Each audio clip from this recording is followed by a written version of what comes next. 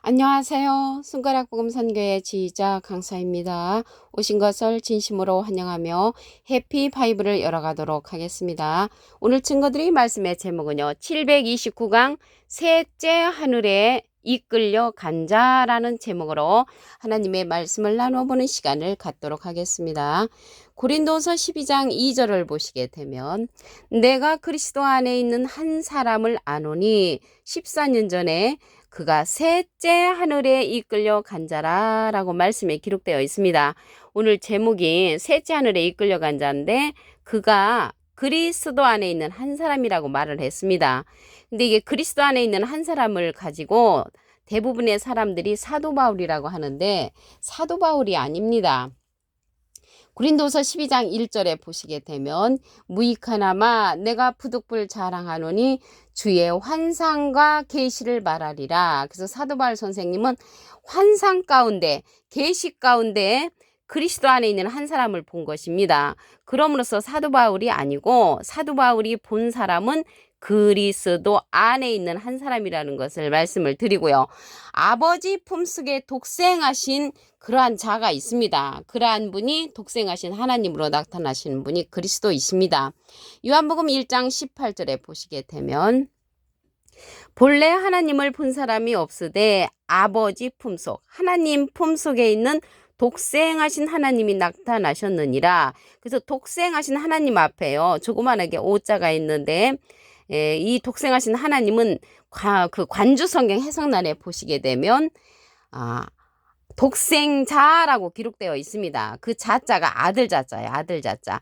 그래서 독생자는 홀로서 나신 아들 예수님을 이제 상징을 하고요. 아버지 품속에 있는 한 사람은 독생하신 하나님이신 그리스도 예수를 상징한다는 것을 말씀을 드립니다. 그리고 하나님은요. 독생자는 독생자인데 이 자자가 사람 잡자, 논 잡자를 씁니다. 하나님은 출애굽기 3장 14절에 보시게 되면 하나님이 모세에게 이르시되 나는 스스로 있는 자, 이 자자가요. 놈 잡자로 해서 사람 자자죠. 또 이르시되 너는 이스라엘 자손에게 이같이 이르기를 스스로 있는 자, 스스로 있는 자는 하나님이신데 나를 너에게 보내셨다 하라. 그래서 모세가 이스라엘 백성한테 이제 가려고 할 때 안 간다고 하니까 나를 보내는 자는 스스로 있는 자가 너를 보냈다 이렇게 말을 하라고 했습니다. 그래서 독생자는 독생자인데 이러한 자자 한문으로 이러한 자자를 쓰는 것은 독생자는 하나님이시고요. 아들 자자를 쓰는 그 독생자는 예수님이십니다. 예수님은 독생자 홀로서 나신 분이시지 이 하나님 품속에 나신 분이시지 외아들이 아닙니다. 독생자하고 외아들은 전혀 다르다는 것을 말씀을 드립니다. 그래서 오늘 제목에 셋째 하늘이 나왔잖아요. 이 셋째 하늘이 어딘가 보면 낙원이라고 했습니다. 고린도후서 12장 4절에 보시게 되면 그가 낙원으로 이끌려가서 말할 수 없는 말을 들었으니 사람이 가히 이르지 못할 말이로다. 그래서 셋째 하늘에 이끌려간 그리스도 안에 있는 한 사람이 가히 이르지 못할 말을 들었는데 거기가 낙원이라고 했습니다. 그래서 고린도서 12장 2절에 셋째 하늘이 나왔는데 4절에 가서 그 셋째 하늘이 낙원이라는 것을 알 수가 있죠. 그래서 이 낙원은 고린도서 12장 5절에 가서 보시게 되면 내가 이런 사람을 위하여 자랑하겠으나 그래서 사도 바울이 그리스도 안에 있는 한 사람을 자랑한다는 것을 볼 때 사도 바울이 아니라는 것을 말씀을 드리고요.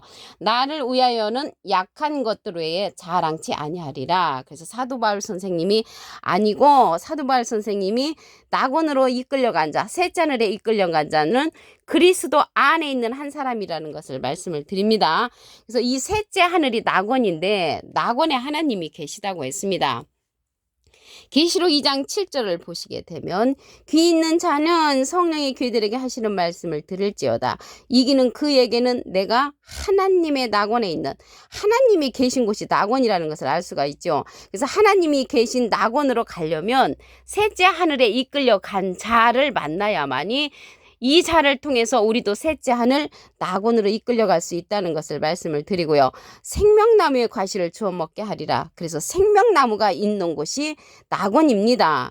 예수님은 요한복음 15장 1절에 보시게 되면 참포도나무로 상징되어 있죠. 그래서 하나님의 낙원에는 생명나무가 있습니다. 이 생명나무는 생명을 주는 그러한 사람으로서 하나님과 함께 셋째 하늘로 이끌림을 당할 수 있도록 우리를 인도해주는 그러한 자라는 것을 말씀을 드립니다. 성령의 교회들에게 하시는 말씀을 들으려면 셋째 하늘에 이끌려 간 자의 말씀을 들어야 되는데 예수님의 이름으로 보내는 성령이라고 했습니다. 요한복음 14장 26절에 보시게 되면 보혜사 곧 아버지께서 내 이름으로 보내실 성령, 예수님의 이름으로 보내는 성령이 보혜사인데 여기서 말하는 그러한 보혜사 성령은 또 다른 보혜사를 말을 합니다. 그가 너희에게 모든 것을 가르치시고 내가 너희에게 말한 모든 것을 생각나게 한다고 했습니다. 모든 것을 가르침을 받아야 하는 그러한 성령은 보혜사 성령으로서 또 다른 보혜사입니다. 요한복음 14장 16절에 보시게 되면 내가 아버지께 구하겠으니 예수님이 하나님께 부탁을 해서 또 다른 보혜사를 너희에게 주사 영원토록 너희와 함께 있게 하시리니 저는 진리의 영이라고 했습니다. 그래서 또 다른 보혜사를 우리에게 보내주시는데 모든 것을 가르치기 때문에 모든 것을 가르침을 받아야 하면 셋째 하늘에 이끌려 간 자의 말씀을 인도를 받아야만이 우리도 셋째 하늘까지 도달할 수가 있다는 것을 말씀을 드립니다. 이 자는 여기 성령의 교회들에게 하시는 말씀을 들어야 되는데 어떠한 성령이냐면 예수님의 이름으로 보내는 성령, 보혜사의 성령인데 이러한 성령은 진리의 성령이라고 했습니다. 요한복음 15장 26절에 보시게 되면 내가 아버지께로서 너희에게 보낼 보혜사, 예수님이 하나님께로서 우리에게 보내는 그러한 보낼 보혜사는 또 다른 보혜사라고 말씀을 드렸지요. 곧 아버지께로서 나오시는 진리의 성령이 오실 때 그가 나를 증거하실 것이요. 그래서 성령이 교회들에게 하시는 말씀을 듣는 이 시대는 진리의 성령의 말씀을 들어야만이 셋째 하늘에 이끌려 갈 수가 있다는 것을 말씀을 드립니다. 여기에서 보혜사가 나왔잖아요. 이 보혜사는요, 대언자라는 그러한 뜻을 갖고 있습니다.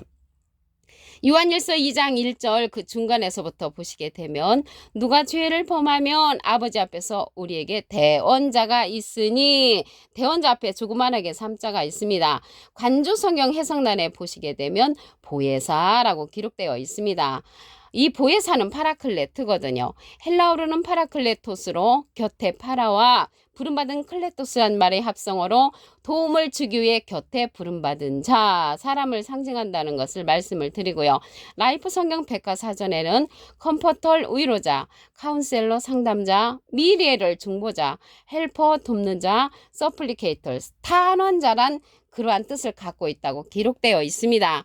그래서 이 보혜사는 누구냐면 모든 것을 가르친다고 했기 때문에 예수님을 증거한다고 했습니다.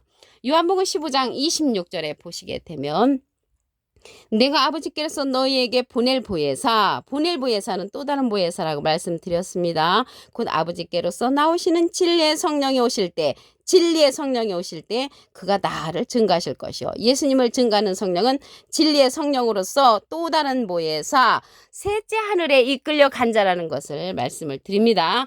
신명기 10장 14절을 보시게 되면 하늘과 이게 첫째 하늘, 모든 하늘, 둘째 하늘, 하늘과 셋째 하늘, 그래서 하늘이 이제 셋째 하늘까지 있는데요.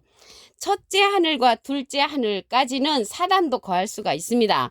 이 셋째 하늘에는 셋째 하늘에 이끌려 간 자의 말씀을 인도함을 받는 자가 셋째 하늘까지 갈 수 있다는 것을 말씀을 드리고요. 땅과 그 위의 만물은 본래 내 하나님 여호와께 속한다고 했습니다. 그래서 첫째 하늘에 거한 자도 있고 둘째 하늘에 거한 자도 있고 셋째 하늘에 거할 자도 있다는 것을 말씀을 드립니다. 고린도서 12장 2절을 다시 한번 보도록 하겠습니다. 내가 그리스도 안에 있는 한 사람, 그리스도 안에 있는 한 사람은 그리스도도 아니고요. 14년 전에 그가 셋째 하늘에 이끌려 갔다는 것을 볼 때 사도바울 선생님도 아닙니다. 사도바울 선생님이 환상과 계시를 통하여 그리스도 안에 있는 한 사람을 본 거죠. 그래서 이러한 그리스도 안에 있는 한 사람은 사도바울 선생님이 아니라는 것을 말씀을 드리고요. 그리스도는 아버지 품속에 독생하신 하나님으로 나타나셨습니다.